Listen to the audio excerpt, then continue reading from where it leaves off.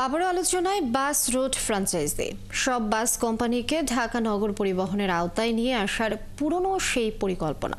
বিশেষজ্ঞরা বলছেন, দেশের পরিবর্তিত পরিস্থিতির এই সময়টাই ঢাকার গণপরিবহনে শৃঙ্খলা ফেরানোর উপযুক্ত সময়। সর্বোচ্চ চেষ্টা করলে 6 মাসের মধ্যে পুরো ঢাকায় বাস রুট ফ্র্যাঞ্চাইজি বাস্তবায়ন সম্ভব। মনির মিল্লাতের প্রতিবেদন।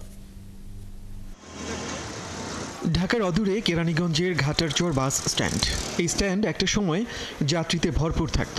খানিকক্ষণ পরপরই ছাড়ত ঢাকা নগর পরিবহনের বাস, কিন্তু এখন সেই সার্ভিস বন্ধ প্রায়।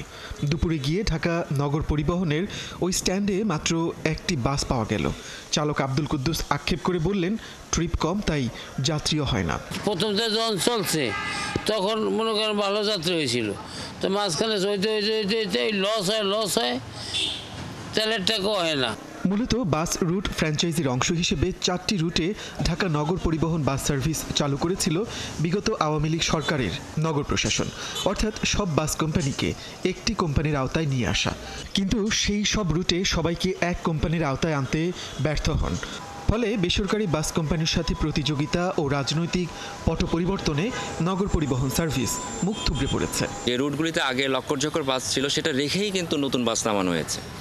তো আমি মনে করি যে এটা আসলে আইডিয়াল কোনো বাস রুট ফ্র্যাঞ্চাইজি হয়নি, এটা অনেকটা একটা হাইব্রিড বাস রুট ফ্র্যাঞ্চাইজি হয়েছে, এবং এটা যে হোঁচট খাবে এটাই আসলে স্বাভাবিক ছিল।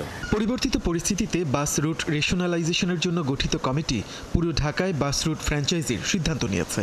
কমিটি এখন সব বাস ঢাকা নগর পরিবহনের আওতায় আনতে চান।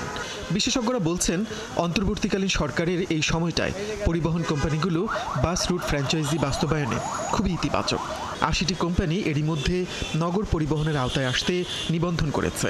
একটা বিজনেস মডেল লাগবে। যারা এখন ব্যবসা করছে তাদেরকে এই কোম্পানির আসলে অংশীজন করতে হবে, এবং তাদেরকে ওই কনফিডেন্সটা দিতে হবে যে তারা লোকসানে পড়বে না। এবং আমি বলবো যে এটা সুযোগ আছে।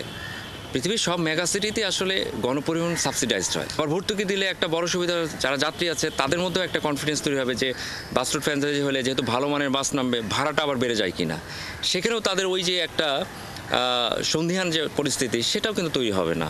বিশ্বের আধুনিক সব শহরেই শত শত কোম্পানি নয়, একটি কোম্পানির অধীনেই নিয়ম মেনে বাস চলাচল করে।